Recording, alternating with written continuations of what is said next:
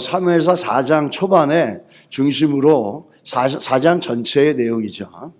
우리가 다윗이 7년 반을 기다린 이유에 대해서 좀 살펴보겠습니다.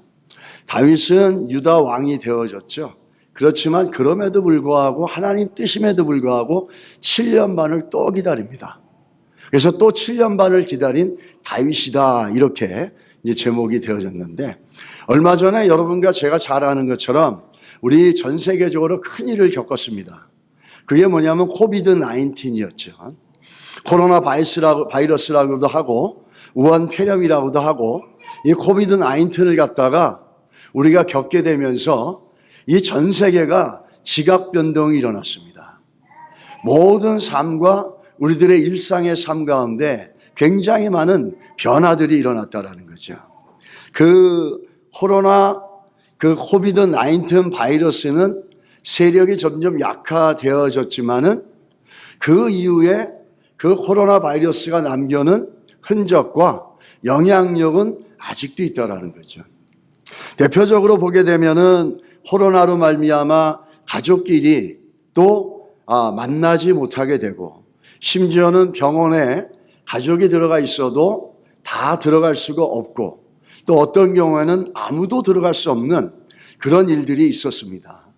또 코로나로 인해서 많은 부분의 변화가 있지만 이제는 대면과 비대면이라는 용어가 나와서 사람들을 만나는데도 인터넷을 통해 가지고 그 대면을 하게 되고, 학교에도 이제는 온라인이라든지 그 줌으로 드리는 그 학교의 강의들이 많아졌습니다. 그래서 학교를 가지 않아도 자기가 있는 데서 줌으로 강의를 하게 되고, 편리에 따라서 선택할 수 있는 일들이 이제 많이 생겼습니다. 그래서 예배도 마찬가지죠. 예배도 대면 예배가 있고 비대면 예배가 있어서 이제 유튜브에 올리는 영상을 통해서 예배를 드림으로 인해서 예배의 본질적인 성질들이 실추되어져 가는 일들도 생기고, 제조업들의 과정도 바뀌게 되어졌습니다. 여행하는 것들도 예전에 편안하게 여행했지만 이제는 그 코비드 백신을 맞은 여행 받았던 증명서가 있을 때 그것을 먼저 기록하고, 작년까지만 해도 그렇게 했었습니다. 그러고 입국을 할 수 있게 되어졌죠. 많은 것들이 바뀌어 나갔습니다. 그거는 끝났어도, 코비드는 끝났어도 코비드의 잔재, 영향력은 여전히 있다는 겁니다. 언제든지 역사 속에 보면은 큰 사건이 일어나거나 큰 일이 일어나고 나면 그 이후에 많은 부분에 영향력을 남겨주는 것들을 볼 수 있습니다. 그게 대표적으로 우리가 코비드라고 할 수가 있죠. 사람도 마찬가지입니다. 사회에서 중요한 위치에 있는 사람들, 정치인이라든지 연예인이라든지, 쉬운 예로 어떤 연예인이 어떤 옷을 입고 나오면 그 옷이 막 금방 불티나도 팔리고 패션이 흐름이 바뀌지 않습니까? 또 어떤 유명한 사람이 머리 스타일을 어떻게 해가지고 나왔으면은 전부가 다 그 머리 스타일을 막 따라갑니다. 이게 영향력이라는 거죠. 그 영향력이란 말을 다른 말로 바꾸면 무슨 말입니까? 따라하게 만드는 힘이라는 거예요. 그것을 따라하게 만드는 힘이라는 거죠. 여러분과 제가 영향을 받아야 될 것은 예수 그리스도십니다. 우리가 영향을 받고 따라가야 될 가장 영향력의 근원은 예수 그리스도시고 또 그분의 말씀이라는 거죠. 그런 게 오늘날 살아가는 삶 속에서 우리가 무시할 수 없고 간과할 수 없는 영향력이라는 겁니다.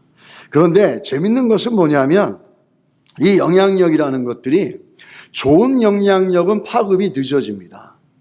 근데 나쁜 영향력은 굉장히 빨리 파급되어집니다. 어떤 분이 분석한 것들이 있는데, 좋은 말을 하게 되면 어떤 가게를 가서 그 가게가 좋다라고 하는 긍정적인 평가를 해주면 그게 퍼져나가는 시간과 나쁜 평가를 해주면 그 자체가 200배 차이가 난다는 거예요. 무슨 말이냐면 나쁜 말이 200배 이상 빨리 퍼진다는 거예요. 왜 그런 줄 아세요? 인간에겐 죄성이 있기 때문에 좋은 거, 생산적인 거, 창조적인 거, 누구를 격려하고 세우는 것들이나 말들보다는 파괴하고 무너뜨리고 비난하고 조롱하는 말에 더 귀를 기울여요.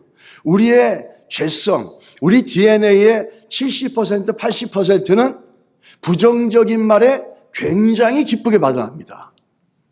그래서 옛날에 1982년에 그 범죄학자 조지 켈링이라는 사람하고 정치학자 제임스 윌슨이라는 분이 이런 이론을 만들어냈어요. A broken window, 깨어진 유리창이라는 이론을 만들어냈습니다. 이들은 동네에 어느 동네에 깨어진 유리창 하나가 있었어요. 어떤 집에. 그거를 보면서 그 동네에 미치는 영향을 본 거예요. 나중에 보니까 그 집에 그 깨어진 유리창을 그대로 가만히 두니까 온 동네에 유리창들이 머지않아 다 깨져나간다는 사실을 발견한 겁니다. 아무리 사소한 행동이고 아무리 작은 나쁜 행동이라도 빨리 제거하고 그걸 그냥 내버려 두면 그 영향력이 큰 범죄로 퍼져나간다는 거예요. 그래서 이분들이 이것을 갖다가 82년도에 뉴욕의 공공정책에다 반영을 합니다. 뉴욕의 사소한 아주 작은 일들이 많은데 그 중에 하나가 낙서라든지 아주 작은 것들, 우리 한국말에 바늘도둑이 소독이 된다는 말도 비슷한 것 같습니다. 그런 작은 범죄들을 사전에 제약을 하니까 범죄율이 떨어지더라는 거예요. 심각한 범죄율이 떨어지고 범죄 레이시, 크리미널 레이시 뚝 떨어지더라는 겁니다. 작은 부정적인 것들, 나쁜 것들을 내버려 두면 그 영향력이 굉장히 크게 나간다는 거예요. 오늘 우리가 살펴볼 말씀 중에 한 사람이 있는데 그 사람이 누구냐면 사울이에요. 사울이라는 사람은 죽었습니다. 근데 사울이 죽었어도 그럼에도 불구하고 40년 동안 사울이 이스라엘을 통치하면서 남겨오는 그 사람의 인플루언스, 그 사람의 영향력은 그 사회 전반에 있다라는 거예요. 작은 유리창 하나 깨진 거가 온 동네의 유리창을 다 깨트려버리는 나쁜 영향력이 스프레딩 해나가지 않습니까? 그런데 40년을 통치하고 다스렸다고 생각해 보세요. 그 영향력이 이스라엘 곳곳에 굉장히 많은 부분에 있다는 거예요. 우리가 오늘 그 40년 동안 우리가 살펴본 바울의 삶은, 사울의 삶은 이렇습니다. 이제 그 다윗이 하나님의 뜻대로 마침내 10년 이상의 도망자의 삶을 살고 헤브론에서 하나님의 뜻의 시작이 되는데 유다 지파의 왕으로 등극합니다. 그런데 하나님의 뜻은 온 이스라엘을 다스리는 거잖아요. 그런데 유다 지파 하나고 아직도 11지파가 누구 손에 있습니까? 이스보셋과 아브넬이라는 사람이 딱 장악하고 있는 거예요. 이 40년 동안 사울이 어떻게 이스라엘 백성들을 다스렸습니까? 제일 먼저는 하나님이 주신 권력과 권세와 모든 힘을 다 얻다가 쏟았죠. 다윗이라고 하는 한 사람을 죽이려고 온 세상을 찾아다녔습니다. 자기 안에 있는 악신에게 들려서 미움과 시기와 두려움과 이 분노를 조절하지 못하고 모든 힘을 들어가지고 자기의 권세와 권력을 들여서 다윗을 죽이려고 쫓아다녔어요. 그리고 또 사울은 어떤 일을 했습니까? 하나님의 말씀보다 사람의 말을 우선으로 여겼어요. 그게 하나님 앞에 버림받은 너무너무 중요한 원인이 되죠. 우리는 사울의 삶을 나이브하게 들으면 안 됩니다. 우리도 마찬가지예요. 하나님의 말씀보다는 사람의 말에 귀를 더 많이 기울이고 거기에 어텐션을 더 많이 합니다. 그래서 친구 따라 강남 간다는 말도 있지 않습니까? 근데 그게 불순종의 직접적인 원인이라고 생각한다면 우리가 각성해야 될 줄 믿습니다. 세 번째는 보게 되면은 어떤 일이 있었습니까? 자기를 돕지 않는 사람들은 하나님이 세운 제사장이라도 모조리 다 그 많은 사람들을 도륙을 해버립니다. 이렇게 40년을 통치하고 지배했는데 이스라엘 백성들과 그 사회 속에 이 영향력이 흘러갔겠습니까? 안 갔겠습니까? 다른 사람도 아니고 왕이 그렇게 했는데요. 그 영향력은 그 사회 전반에 흘러 들어가서 정착이 돼버린 거죠. 그게 결론적으로 다윗이 7년 반을 또 기다려야 됐던 이유였습니다. 이 다윗이 7년 반을 기다렸던 그 이유들이 결국에는 사울의 영향력이거든요. 그래서 우리가 어떤 일을 했을 때 그 사람이 떠나고 난 다음에 보게 되면 더 정확하게 볼 수가 있어요. 그 사람이 떠나고 난 다음에 그 사람이 끼쳤던 영향력과 또 사람들한테 주었던 기억과 여러 가지를 보면 어떤 영향력을 줬는지가 나온다는 거죠. 이 오랫동안 사울에게 쫓겼던 처지였지만 10년을 넘게 쫓겨다녔어요. 아마 다윗은 이런 생각을 했을 거예요. 사울만 없으면 되겠다. 사울만 없으면 나는 이제 하나님의 뜻대로 이스라엘 전역을 통치할 수 있을 것이다. 이런 생각을 아마 했을 겁니다. 그런데 사울이 죽어서 이제 됐구나 했는데 뭐가 등급합니까? 아브넬과 이스보셋이 나오잖아요. 이게 우리가 사는 삶입니다. 우리도 그러죠. 요것만 해결되면 좋겠다 그랬는데 그게 없어졌는데 생각지도 않은 일들이 또 터져버립니다. 이게 라이프죠. 그러니까 늘 우리가 깨어서 상황에 포커스를 맞추는 게 아니라 하나님께 포커스를 맞춰야지 변화되고 생각지 못한 상황에 있어서 우리가 놀라지 않고 그것에 의연스럽게 나아갈 수 있을 줄 믿습니다. 그런 영향을 받은 거죠. 우리가 문자적으로 보면은 사울에게 이스라엘 백성들이 영향을 받았다 이런 얘기는 없어요. 그러나 그럼에도 불구하고 행간을 읽어보고 전체를 보게 되면은 이스라엘 백성들이 다윗이 하나님의 뜻인 줄 알면서도 왜 빨리 왕으로 세우지 않았냐라는 것들을 우리가 읽을 수가 있다는 겁니다. 백성들, 쉽게 말하면 아브넬과 이스보셋이 겉으로 볼 때는 그들이 문제였잖아요. 그들이 11지파를 다스리고 있었으니까 다윗보다 얼마나 힘이 세 보입니까? 그리고 그들이 그 사람들을 딱 지배하고 있으니까 다윗의 눈에는 어쩌면 저 아브넬과 이스마엘이 문제일 거라고 생각을 했었을 것입니다. 그런데 실제 문제는 누구죠? 백성들이 더 문제였다는 거예요.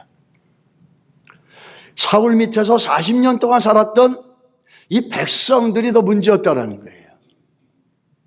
이 대표적으로 사무엘하 3장 17절하고 18절에 보시면 이런 얘기가 있죠.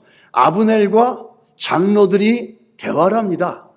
이스라엘 장로들에게 말하여 이르되 너희가 여러 번 다윗을 너희의 임금으로 세우기를 구하였으니 이렇게 얘기합니다. 이제 왜 그러죠? 이스보셋이 너 왜 우리 아버지의 첩하고 통관을 하느냐 이러니까 감히 네가 내가 하는 일에 지적을 해. 네가 뭔데? 내가 널 왕을 만들어준 킹메이커인데 어떻게 네가 나한테 그렇게 얘기할 수 있어? 내가 너 왕권 뺏어버릴 거야. 그러면서 다윗에게로 갈려가서 내가 11지파 이스보셋 왕권도 다 당신에게 넘기겠습니다. 이러고 와서 뭐라 그럽니까? 이 장로들에게 여러분들이 여러 번 얘기했던 것처럼 이제 이스보셋의 왕권을 다윗에게 넘겨내겠습니다. 이렇게 얘기하는 거예요. 무슨 얘기입니까? 이들은 하나님의 뜻을 알고 있었다는 얘기죠. 아브넬도 알 수 있었고 모든 백성들의 지도자인 장로도 하나님의 뜻을 잘 알고 있었어요. 그런데 왜 그들이 그럼에도 불구하고 하나님의 뜻인지 알면서도 왜 그들은 가만히 있었을까요? 백성들의 호응이 없었기 때문이에요. 이들은 정치하는 사람들이었어요. 정치하는 사람의 제일 중요한 건 뭐냐면 사람들의 호응과 반응입니다. 사람들의 호응이 있었다면 당장에 바꿀 수도 있었겠죠. 근데 사람들은 웬일인지 반응이 없어요. 하나님의 뜻이라고 하는데도. 우리는 그걸 갖다가 사무엘하 5장 1절로 3절에 보시면 나옵니다. 이제 마침내 어떻게 하죠? 이스보셋은 죽고 다윗이 왕이 됐어요. 그러자 장로들이 와서 뭐라 그럽니까? 전에 언제죠? 사울이 살아있을 때 우리는 이미 당신이 왕인 줄 알았고, 당신은 사울은 나라를 팽켜쥐고 국민들의 백성을 안위는 생각도 안 했는데 당신이 나서서 국민들을 돕고 백성을 도왔다라는 겁니다. 그래서 대백성 이스라엘 목자가 되며 내가 이스라엘 주권자가 되리라 하셨나이다. 우리 그때부터 알고 있었어요. 근데 이제 와서 그 얘기를 하는 겁니다. 왜 그랬을까요? 지금 알고 있었고 옛날부터 알고 있었어. 근데 왜 그때는 가만히 있었냐라는 거죠. 왜 그때는 가만히 있고 아무 말도 못하고 심지어는 사울이 죽었어도 아무 말도 못하고 있었다라는 거예요. 근데 이제 와서 당신이 왕인 줄 알았다고. 우리한테 백성들에게 한 행동을 보면 당신이 왕인 줄 알았습니다. 그런데 질문은 뭔지, 그때도 왜 가만히 있었냐라는 거예요. 사울이 살아있을 때는 사울이 무서워서 그렇다 치지만 사울이 죽고 난 다음에는 왜 가만히 있었냐라는 거죠. 뭘 얘기하고 있습니까? 중요한 것은 백성들입니다. 백성들이 호응해주고 백성들이 따랐다면은 이들은 기꺼이 다윗에게 그 왕자를 올려줬을 거예요. 그러나 백성들은 관심이 없었어요. 왜 그럴까요? 사울에게 40년 동안 익숙해졌기 때문이에요. 사람의 말을 듣고 하나님의 말씀을 거역하고 내버리는 사울. 악신에게 들려가지고 시기와 질투와 두려움에 붙잡혀서 지도자라는 사람이 3,000명, 몇천 명씩 군사를 모아서 다윗을 쫓아다니라고 국방과 경제와 나라의 안위는 관심도 없었어요. 그리고 자기 마음에 안 들면 제사장이라 하더라도 하나님이 세운 사람이라 해도 다 죽여버리고 자기가 마음대로 세웁니다. 이런 분위기가 이 사회 속에, 이 문화 속에 깔려져 있는 거예요. 그러다 보니까 이스라엘 백성들은 다윗이 사울이 문제가 있는지도 알아요. 사울이 문제가 있고 나라도 잘 못 끌어오고 국민들도 잘 백성들도 이끌지도 못하고 정치적인 영향력과 아무것도 없는데도 불구하고 사울에게 익숙해져 있는 거예요. 편한 거예요, 그게. 그 말은 뭐죠? 그 사울이 그렇게 부족하고 그 하나님 앞에 불순종하고 이런 것들이 익숙하다 보니까 그게 편해진 거예요. 그래서 반대로 어떤 현상이 나타납니까? 다윗이 불편한 거예요. 하나님 뜻대로 하려고 그러고 하나님의 인도하심을 따라가려고 그러고 맨날 하나님 앞에 묻고 하나님의 뜻을 먼저 구하고 하나님의 은혜 가운데 살려고 그러고 하나님 말씀을 지켜나가려고 하는 이 다윗이, 이 백성들은 불편한 거예요. 왜? 사울에게 익숙해 있기 때문에. 사울의 영향력 안에 있기 때문에. 다윗이 불편한 거죠. 하나님의 백성인데도 불구하고 하나님의 chosen people인데도 불구하고 하나님의 언약을 가지고 있는 백성인데도 불구하고 하나님의 뜻이 이루어지고 하나님의 뜻 가운데 세워지는 이 다윗이라는 사람이 불편한 겁니다. 이유는 불신앙으로 40년 동안 사울에게 익숙해져 있기 때문이에요. 그 영향을 받았다는 거죠. 여러분은 뭐의 영향을 받습니까? 사람의 소리? 사울은 악신에게 끌려다녔죠. 영적인 혼돈? 그리고 자기의 이익을 위해서 제사장들 다 죽이잖아요. 내 이익, 내 감정? 뭐의 영향을 받으십니까? 내가 성도예요. 크리스찬이에요. 그럼 내가 영향을 받아야 될 건 뭐죠? 오직 예수 그리스도의 십자가와 하나님 말씀인 줄 믿습니다. 사람이 아니에요. 사람이 아니에요. 내 감정이 아니에요. 우리는 신앙생활 하면서 정말 안타까운 건 뭐냐면 교회 안에서도 성도라고 하면서도 I am Christian. I'm consider myself, I devote whole my life to the Lord. So to speak, I am Christian. 이렇게 하는데 하나님 말씀대로 하려면 불편한 거예요. 하나님의 말씀대로 살려고 하는 성도 보면은 왠지 거리를 두고 싶은 거예요. 하나님 말씀대로 하자 그러고 하나님이 원하시는 대로 하려면은 왠지 불편해. 싫어. 마치 이스라엘 백성이 하나님이 세운 다윗을 인정하지 않으려고 하는 것처럼 성도임에도 불구하고 교회는 하나님 말씀이 중심이 되어야 되잖아요. 성도는 하나님을 믿는 자들이잖아요. 그런데도 하나님 말씀으로 따라가고 말씀으로 하면 불편해. 그 뭐죠? Something else. 나에게 영향 주는 건 다른 거라는 거예요. 이거는 교회 안에서도 일어나는 거죠. 그럼 말씀대로 하려고 그러면 상황을 모른다, 극단적이다, 독선적이다, 비인간적이다, 이렇게들 요즘 얘기하잖아요. 교회가 뭘 믿고 있습니까? 말씀을 믿는 거잖아요. 성도가 뭘 믿습니까? 말씀의 영향을 받는 사람들이에요. 여러분 인생을 살면서 한 번이라도 말씀이 이렇게 얘기하기 때문에 내 계획과 내 감정을 포기해 보신 적 있으세요? 있는 분들 주의 이름을 축복합니다. 없으신 분들 내가 영향을 어디서 받고 있는지 돌아보시기 바랍니다. 왜? 여러분들이 그렇게 영향을 말씀에서 받지 않고 다른 무언가를 보면 그 영향을 누구한테 끌려갑니까? 여러분의 자녀들이라는 거예요. 우리가 말씀을 따르지 못하는 이유가 있어요. 그 미국의 유명한 상담학자입니다.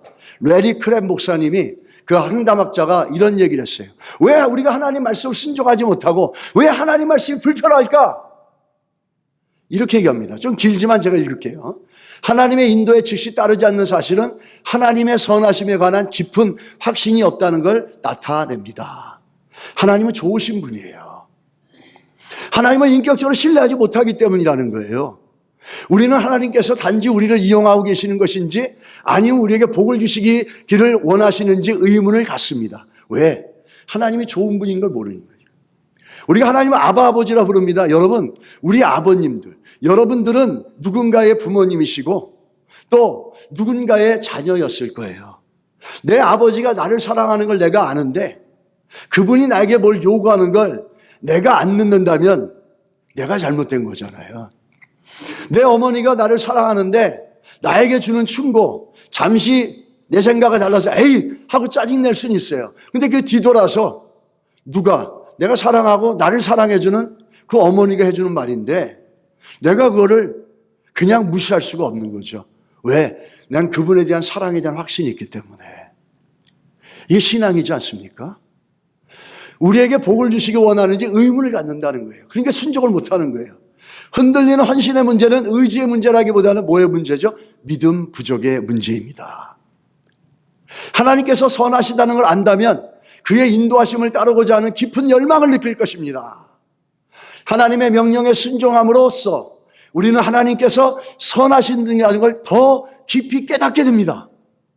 하나님의 선하심을 깨달으면 깨달을수록 더욱더 순종하고자 하는 열망이 생깁니다. 이게 거룩한 의지입니다. 조나단 에드워드가 얘기하는 holy intention이라는 거예요. 하나님을 이렇게 신뢰하는 자들에게는 하나님을 향해서 더 순종하고자 하는 거룩한 열망이 있다라는 거예요. 우리 교회가, 우리 성도들이 이런 복을 얻기를 주의로 축복합니다. 내 안에 이런 거룩한 인텐션. 아, 그렇지. 하나님은 선하시고 좋으신 분이지. 내가 그분이 원하는 삶을 살아야 되지. 그분이 원하는 걸 순종해야지. 이 거룩한 인텐션. 이게 우리 안에 있어야 된다는 거예요. 나 예수 믿었으니까 내일 죽어도 천국 가. 이러고 신앙생활을 그걸로 다 데피니션을 내리면 그건 오산입니다. 하나님의 선하심을 깨달으면 깨달을수록 뭐라고요? 더 순종하고자 하는 열망이 생깁니다. 하나님의 선하심을 모르는 채 하는 순종은 마지못하는 복종이 되며 우리에게서 즐거움을 앗아갑니다. 여러분, 하나님께 순종해 보세요. 거기서 주는 기쁨과 감격은 아무도 몰라요.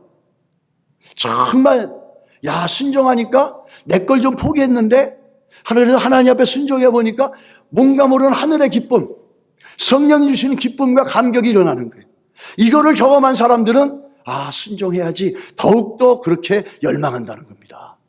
자, 다음 거 보시면 하나님의 선함을 알고 있다 해도 순종을 해보지 않으면 그 지식은 피상적인 지식이며 시시하고 이론적인 것이 되고 말 것입니다. 하나님께서 우리에게 보여주시는 길을 따라가면 비할 데 없는 즐거움을 누리게 되며 하나님께는 영광이 돌아갑니다. 할렐루야. 하나님의 성품을 깨달으면 저절로 하나님의 인도를 따르고자 하는 열망이 생깁니다. 여러분, 우리에게 하나님을 이렇게 인격적으로 믿고 그 하나님의 선하심과 신실하심을 믿고 내 생각하고 좀 달라도 그것에 따라가고 그런 하나님의 거룩한 성품에 그 신실하심에 우리가 영향을 받게 되기를 예수 이름으로 간절히 소원합니다. 그런 은혜가 우리 안에 있어야 될 줄 믿습니다.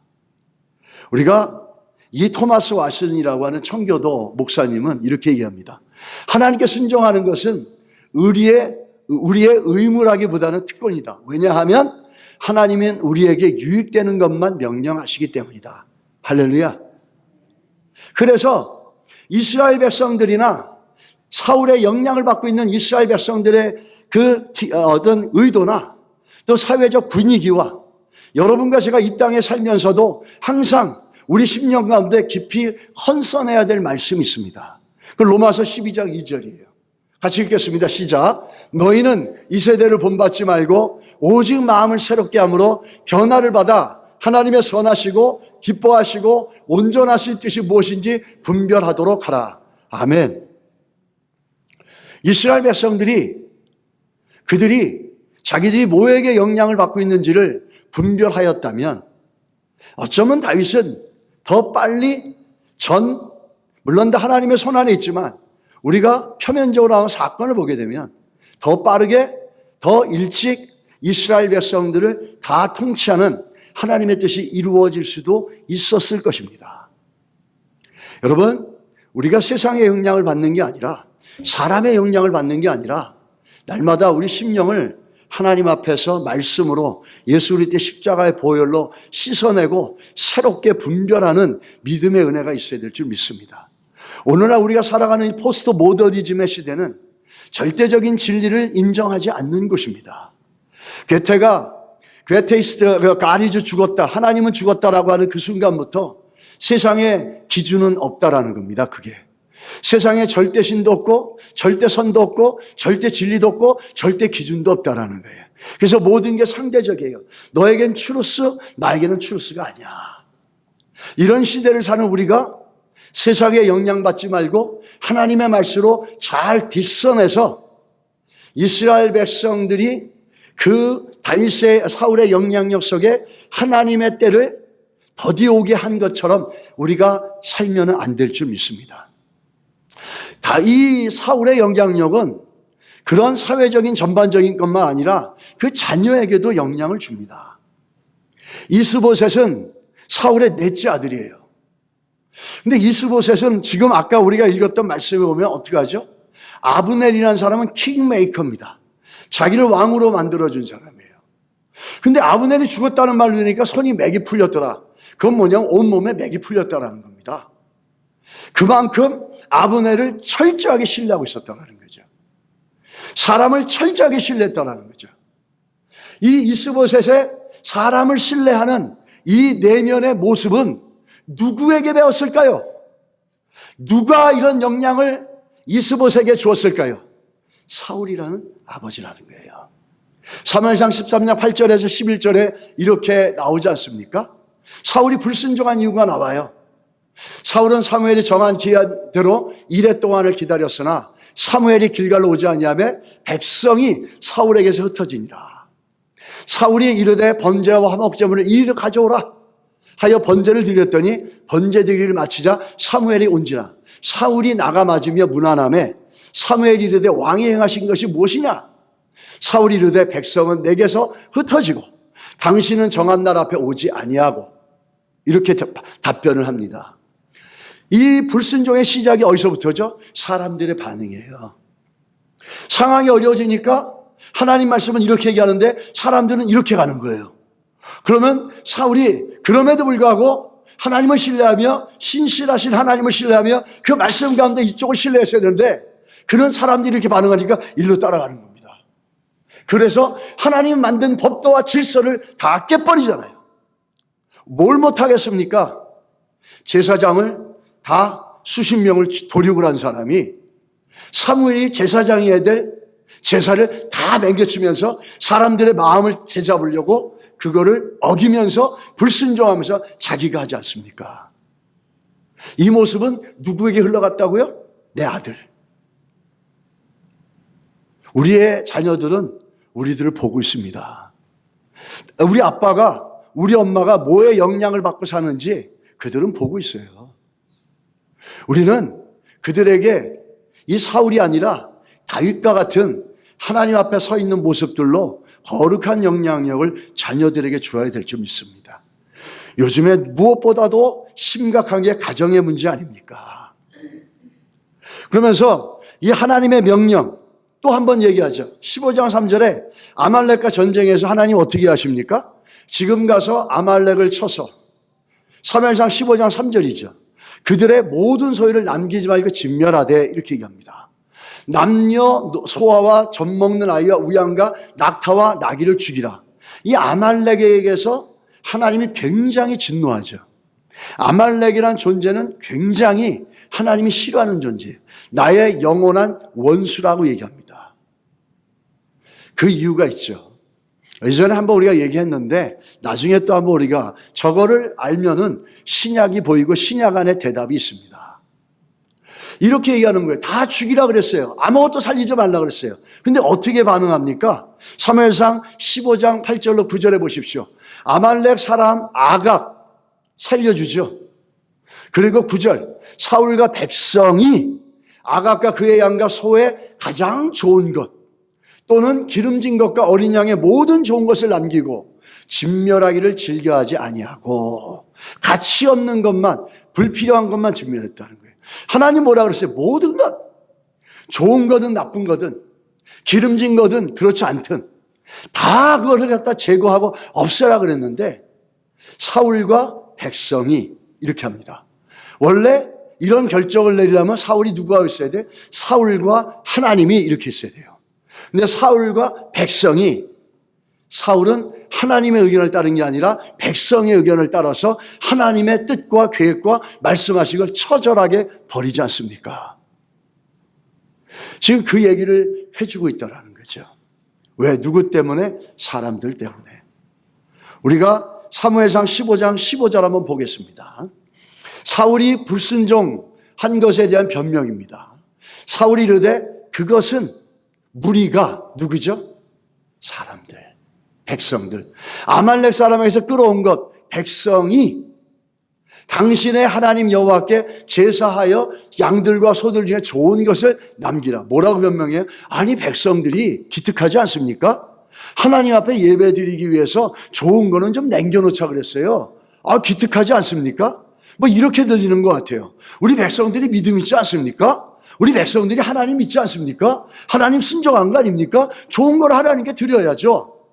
근데 하나님 뭐라 해요? 좋은 거 상관없어요. 하나님이 돈이 없습니까? 하나님 능력이 없습니까? 우리가 드리는 좋은 거 나쁜 거 하나님 관심 없어요. 하나님 관심은 뭐죠? 우리의 마음이 하나님께 순종하느냐예요. 자기도 아까운 거예요 이게. 그러니까 하나님 말씀 불순종하고 사람들에게 변명하며 백성들이 원하기 때문에 이렇게 했다는 거죠. 결론적으로 사람의 말을 따라가는 거예요. 성경은 복 있는 사람을 누구라고 얘기하는 줄 아십니까? 우리 한번 보겠습니다. 성경에 누가 복 있는가? 이사야 2장 22절에 너희는 인생을 의지하지 말라. 그의 호흡은 코에 있나니. 새 말 가치가 어디 있느냐? 성경이 인간의 생명을 뭐라 하잖아요. 요 코끝에 있다라는 그 코끝에. 요 코끝만 입 막으면, 소만 막으면 1분도 안 돼서 우리는 죽습니다. 뭐 길게 사시는 분은 3분 정도는 살 수 있겠지만. 그래서 이 시편 146편 3절로 5절에 뭐라 그러죠? 귀인들 의지하지 말며 도울 힘이 없는 인생도 의지하지 말지니 그의 호흡이 끊어지면 흙으로 돌아가서 그날에 그의 생각이 소멸하리로다. 인간의 생각은 영원한 게 아니라 진리가 아니라는 겁니다. 야곱의 하나님을 자기의 도움으로 삼으며 여호와 자기 하나님께 자기의 소망을 두는 자는 뭐라고요? 복이 있도다. 분명히 성경에 복이 있는 사람이 누군지 얘기하고 있는데 사울처럼 우리는 복이 없는 일을 계속하는 거죠. 복이 안 되는 것, 복이 아니라 책망과 심판이 될 수 있는 일들을 계속해 나간다. 우리는 그래서 우리의 말씀을, 마음을 새롭게 하는 일들이 계속해서 있어야 됩니다. 사울의 이런 영향력은 사회 속의 백성들에게도 흘러갔지만 그 가정의 자녀들에게도 흘러갔다라는 거예요. 이 악한 영향력. 우리는 이스보셋이라는 사람의 이름을 좀 살펴봤으면 좋겠어요. 이스보셋. 이 이스보셋의 이름의 뜻은 뭐냐면 shameful이랍니다. 부끄러운 사람이라는 거예요. 그런데 이게 성경은 본명처럼 얘기하잖아요. 근데 이스보셋이 부끄러운 사람이란 뜻을 담고 있는 이스보셋이란 이름이 본명이 아니에요. 이게 원래 별명이었어요. 그런데 하는 짓이 계속 하나님 보시기에 합당하지 않고 하나님 보시기에 부끄러운 짓만 계속 하다 보니까 별명으로 불렸던 게 어떻게 되죠? 본명이 돼버린 거예요. 그럼 본명은 뭐냐? 본명은 누가 지어줬겠습니까? 아버지가 지어줄 확률이 굉장히 높죠. 아버지가 원래 지어진 본명은 뭐냐면 에스바알이에요. 무슨 뜻이에요? 바알의 사람이란 뜻이에요. 아니 세상에 저 바알은 뭐죠? 우상이라는 거잖아요. 우상신의 사람이라고 자기 아들의 이름을 지은 거예요. 이게 본명이에요. 이름처럼 하나님 맨날 우상의 사람처럼 우상이 기뻐하는 짓을 하다 보니까 하나님 편에서는 맨날 부끄럽고 어리석은 짓 하다 보니까 하나님 편에서 볼 때는 부끄러운 사람이 돼버린 거죠. 그래서 이 이름이 이스보셋이 된 거예요. 본래는 원래 에스바알이에요. 참 재밌지 않습니까? 이 에스바알, 첫째 웃기는 건 뭐냐면 어느 부모가 크리스찬이 자기 자식의 아들의 이름을 우상의 사람이라고 지어줄 사람이 어디 있어요? 신약의 성경에 얘기하고 있는 우상은 두 개입니다. 하나는 하나님이고 하나는 만몬 돈이에요. 내 자식의 이름을 만몬의 사람이라고 지어줄 사람은 어디 있겠어요? 이름은 그렇게 안 짓죠. 그러나 가리키는 건 그렇게 가리키죠. 만몬을 섬기라고. 자기 아들의 이름을 우상의 사람으로 지은 거예요. 그러니까 사울이 얼마나 하나님이 아니라 뭔가 something else에 영향을 많이 받고 있다는 걸 보여주는 거죠. 그러니까 아들의 이름을 우상의 사람이라고 그러는 거잖아요. 정말 이름처럼 하는 짓마다 멍청한 짓, 부끄러운 짓을 하니까 사람들이 야 이스보셋아 이 부끄러운 사람아 하다가 그게 본명이 돼버린 거예요. 참 우스운 얘기죠. 그러니까 이스보셋의 사람만을 신뢰하는 그 모습, 그리고 하나님 보시기에는 부끄러운 짓만 하고 그 이름의 본래는 우상의 사람이었어요. 이 사람을 신뢰하고 사람을 따라가는 그 영향력은 아버지 사울에게 받았지만 사람만을 신뢰하고 사람만을 따라가는 그 모습은, 그 내면은 뭘로 차 있는 겁니까? 우상으로 차 있는 거죠. 우리 사람을 신뢰하는 게 나쁘다는 게 아닙니다. 사람은 섬겨주는 거죠, 우리가 신뢰해야 될 분은 하나님밖에 없어요. 아무리 부모 자식 간에도 어쩔 때는 냉랭해질 때가 참 많습니다. 그런 삶을 우리가 살아가고 있지만 그 가운데 우리 하나님의 영향력을 받아가는 인생은 절대 실패가 없습니다. 다시 말하면 there is no regret.